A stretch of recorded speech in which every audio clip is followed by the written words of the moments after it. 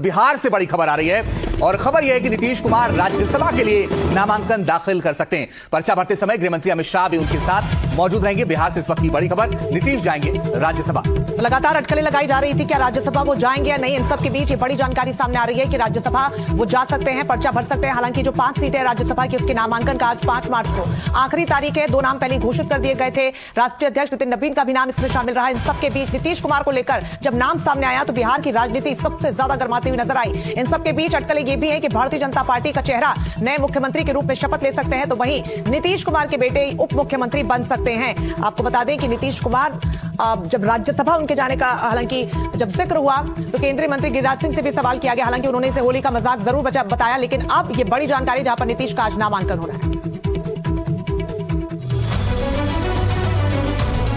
राज्यसभा चुनाव को लेकर कई बार राजनीतिक सरगर्मियां उतनी ज्यादा नहीं होती जितनी इस बार हो गई है, क्योंकि इस बार के राज्यसभा चुनाव में नामांकन खत्म होने से ठीक एक दिन पहले ही बिहार से चौंकाने वाली खबर सामने आ गई।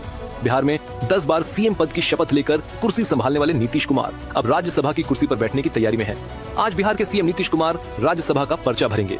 पर्चा भरते समय गृह मंत्री अमित शाह भी मौजूद रहेंगे। नीतीश कुमार जो है वो राज्यसभा जा रहे हैं, यानी कि वो मुख्यमंत्री पद त्यागेंगे। नीतीश कुमार के स्वास्थ्य की चर्चा लगातार हो रही थी और हम देख रहे थे कि कैसे विपक्ष उसके ऊपर हमलावर हो रहा था। तो नीतीश कुमार ने फाइनली ये फैसला कर लिया है कि वो बिहार के मुख्यमंत्री पद को त्यागेंगे और वो राज्यसभा जा रहे हैं। अमित शाह गृह मंत्री जो है वो भी यहाँ पर मौजूद रहेंगे। नितिन नवीन जो कि राष्ट्रीय अध्यक्ष भाजपा के, वो भी अपने नॉमिनेशन को फाइल कर रहे हैं। मुख्यमंत्री अब बिहार का अगला कौन होगा, ये बड़ा सवाल है। हमारी जो जानकारी है, जो सूत्रों के मुताबिक हमारे पास जानकारी आ रही है, उसमें मुख्यमंत्री की कुर्सी भाजपा को जाएगी और 2 डिप्टी चीफ मिनिस्टर होंगे जदयू के, यानी कि रोल का रिवर्सल। नीतीश कुमार बिहार के सबसे लंबे समय तक सेवा करने वाले मुख्यमंत्री हैं। बीच बीच में थोड़े अंतराल को छोड़ दें तो 2005 से लगातार नीतीश ही सत्ता की कुर्सी पर रहे हैं। इसी साल 10वीं बार उन्होंने मुख्यमंत्री पद की शपथ ली थी।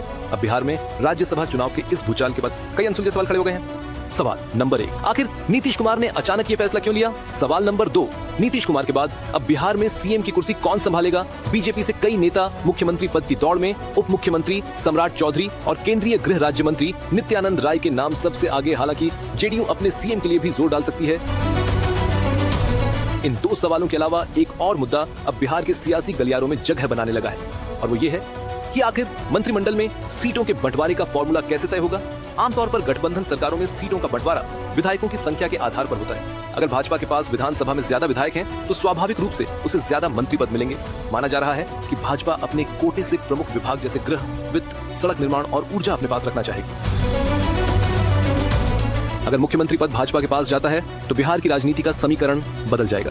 मंत्रिमंडल के बंटवारे से लेकर राजनीतिक संतुलन तक हर कदम बहुत सोच समझकर उठाना होगा। जेडीयू के लिए यह समय अपनी राजनीतिक जमीन बचाने और नई भूमिका तय करने का होगा, जबकि भाजपा के लिए यह मौका होगा कि वह पहली बार पूरी ताकत के साथ बिहार की सत्ता का